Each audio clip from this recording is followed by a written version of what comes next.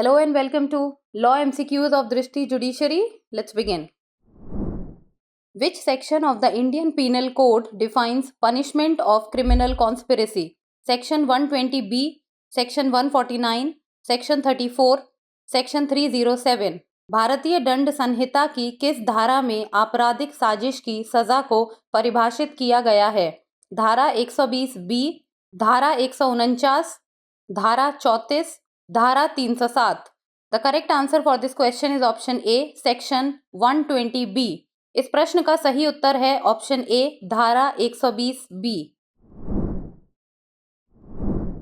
According to section 120B clause 1 of the Indian Penal Code, if a person is part of a criminal conspiracy to commit an offence punishable with death, life imprisonment or rigorous imprisonment for a term of 2 years or more, and no specific punishment is provided in the code, the conspirator will be punished in the same manner as if he had abetted the main offence. This means the punishment will be equivalent to what would be imposed for committing or abetting the principal offence itself. भारतीय दंड संहिता की धारा 120B(1) के अनुसार यदि कोई व्यक्ति किसी ऐसे अपराध के लिए आपराधिक साजिश का हिस्सा है जो मृत्युदंड, आजीवन कारावास या 2 वर्ष या उससे अधिक की सख्त सजा के लिए दंडनीय है और आईपीसी में कोई विशिष्ट सजा प्रदान नहीं की गई है, तो साजिशकर्ता को उसी प्रकार दंडित किया जाएगा जैसे कि उसने मुख्य अपराध को बढ़ावा दिया हो. इसका अर्थ है कि सजा उस सजा के बराबर होगी जो मुख्य अपराध को करने या बढ़ावा देने के लिए दी जाएगी. Next, which section of the Indian penal code deals with dacoity with murder? Section 302, section 396, section 304 और सेक्शन 307. भारतीय दंड संहिता की कौन सी धारा हत्या के साथ डकैती से संबंधित है? धारा 302, धारा 396, धारा 304 या धारा 307? The correct answer for this question is option B, section 396. इस प्रश्न का सही उत्तर है ऑप्शन बी, धारा 396. According to section 396 of the Indian Penal Code, if any one of 5 or more persons committing dacoity commits murder in the course of the dacoity, each of those individuals is punishable with death, life imprisonment or rigorous imprisonment up to 10 years along with a fine. This provision ensures that all persons involved in such a heinous act, irrespective of their role, face severe consequences under the law.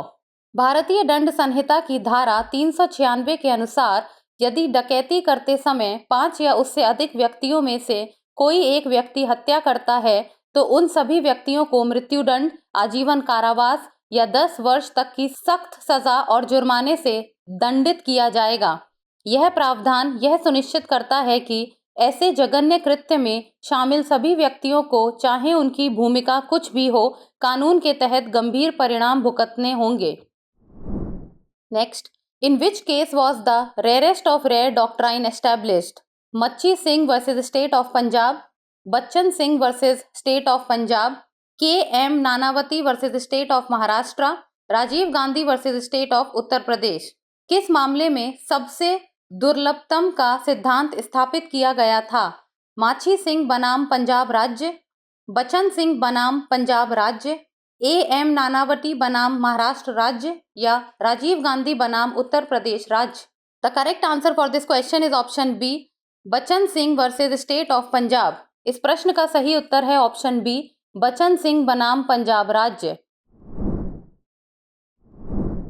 Recently, in Shiv Kumar Ramsundar Saket versus State of Maharashtra case, the Supreme Court set aside the death sentence imposed by the Bombay High Court on a watchman for the dacoity and murder of his employers.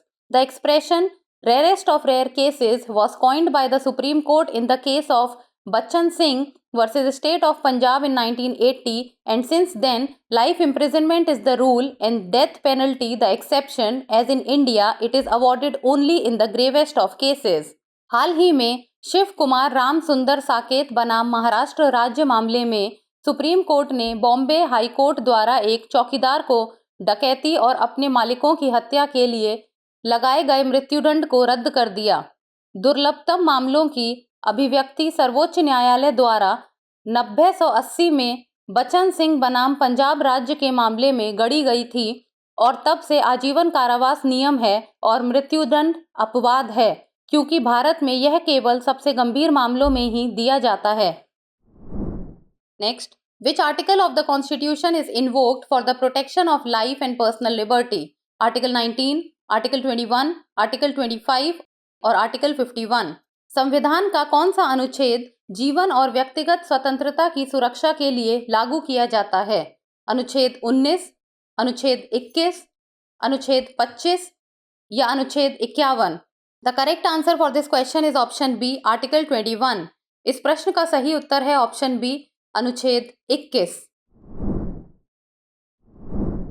Recently, the Bombay High Court has decided to revive a public interest litigation concerning the issue of potholes in Mumbai and other districts of Maharashtra. Article 21 of the Constitution of India protects the right to life and personal liberty, which includes the right to safe and accessible roads. हाल ही में बॉम्बे उच्च न्यायालय ने मुंबई और महाराष्ट्र के अन्य जिलों में potholes के मुद्दे पर एक जनहित याचिका को पुनः जीवित करने का निर्णय लिया है। भारतीय संविधान का अनुच्छेद 21 जीवन और व्यक्तिगत स्वतंत्रता के अधिकार की सुरक्षा करता है, जिसमें सुरक्षा और सुलभ सड़कों का अधिकार भी शामिल है। Next, the Hindu marriage act 1955 contains the minimum period of desertion for filing a suit for judicial separation: 3 years, 5 years, 2 years और 7 years। हिंदू विवाह अधिनियम 1955 में न्यायिक अलगाव के लिए याचिका दायर करने के लिए परित्याग की न्यूनतम अवधि क्या है?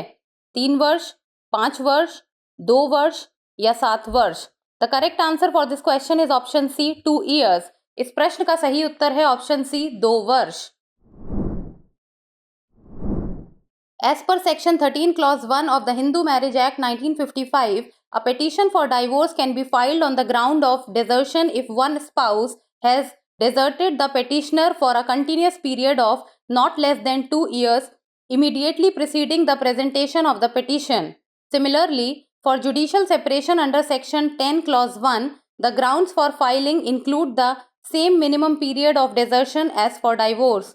Hence, the minimum period required for desertion to file a suit for judicial separation is 2 years. Hindu विवाह अधिनियम 1955 की धारा 13(1) के अनुसार यदि एक साथी ने याचिकाकर्ता को लगातार 2 वर्षों की अवधि के लिए छोड़ दिया है तो परित्याग के आधार पर तलाक के लिए याचिका दायर की जा सकती है।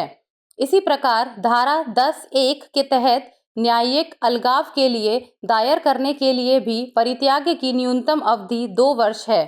इसलिए न्यायिक अलगाव के लिए याचिका दायर करने के लिए परित्याग की न्यूनतम अवधि 2 वर्ष है। Now it's time for the practice question. अब बारी है अभ्यास प्रश्न की।